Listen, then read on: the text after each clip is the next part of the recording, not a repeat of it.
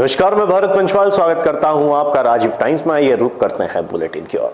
मध्य प्रदेश में वन्य जीव संरक्षण को नई दिशा देते हुए चीता प्रोजेक्ट का विस्तार किया जा रहा है। मुख्यमंत्री डॉक्टर मोहन यादव ने बताया कि 20 अप्रैल को गांधी सागर अभ्यारण्य में चीतों को छोड़ा जाएगा। यह कूनो नेशनल पार्क के बाद प्रदेश का दूसरा बड़ा केंद्र बनेगा। मुख्यमंत्री डॉक्टर मोहन यादव के नेतृत्व में प्रदेश सरकार लगातार पर्यावरण और वन्य जीव संरक्षण की दिशा में सक्रिय है। कूनो नेशनल पार्क के बाद अब मंदसौर स्थित गांधी सागर अभ्यारण्य को चीता पुनर्वास योजना से जोड़ा जा रहा है। 20 अप्रैल को यहां चीतों को बसाया जाएगा।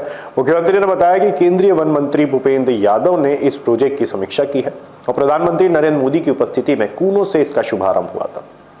यह विस्तार वन्य जीव संरक्षण की दिशा में मील का पत्थर साबित होगा। मध्य प्रदेश में गर्मी ने लोगों की परेशानी बढ़ा दी है। 28 शहरों में तापमान बढ़ गया है। छतरपुर में तापमान 44 डिग्री तक पहुंच चुका है।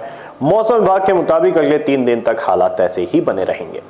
राज्य में गर्मी ने अपना प्रचंड रूप दिखाना शुरू कर दिया है। सीजन में पहली बार प्रदेश के 28 शहरों में तापमान असहनीय स्तर तक पहुंचा। सबसे अधिक गर्मी खरगोन, गुना और नौगांव में दर्ज की गई है, जबकि छतरपुर में पारा 44 डिग्री तक चढ़ गया। मौसम विभाग के मुताबिक अगले 3 दिनों तक गर्मी से राहत की उम्मीद नहीं है। हालांकि इसके बाद कुछ इलाकों में हल्की बारिश की संभावना जताई गई है। तब तक लोगों को गर्मी से बचाव के लिए सतर्क रहने की सलाह दी गई है। 2028 के सिंहस्थ महाकुंभ को लेकर उज्जैन में तैयारियां शुरू हो गई है। आने वाले श्रद्धालुओं की संख्या का आकलन, मार्गों की क्षमता और निर्माण कार्यों की मैपिंग की जा रही है ताकि भीड़ नियंत्रण प्रभावी रूप से हो सके।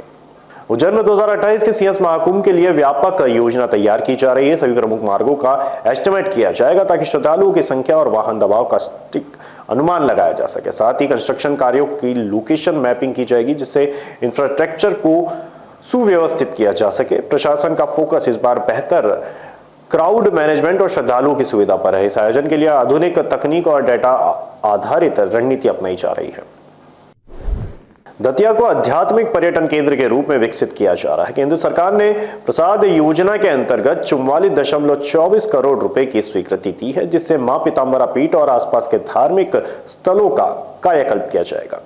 दतिया को नया आध्यात्मिक और पर्यटन स्वरूप देने की दिशा में केंद्र सरकार ने बड़ा कदम उठाया है।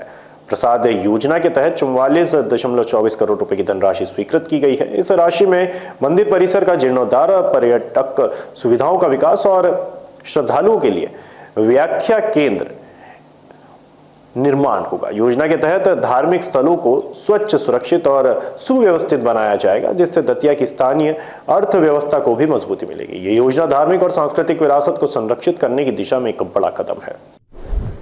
मध्य प्रदेश में वाहन चेकिंग व्यवस्था को लेकर परिवहन विभाग ने नई गाइडलाइन जारी की है। बिना बॉडी कैमरे और वर्दी के कोई भी चेकिंग नहीं की जाएगी।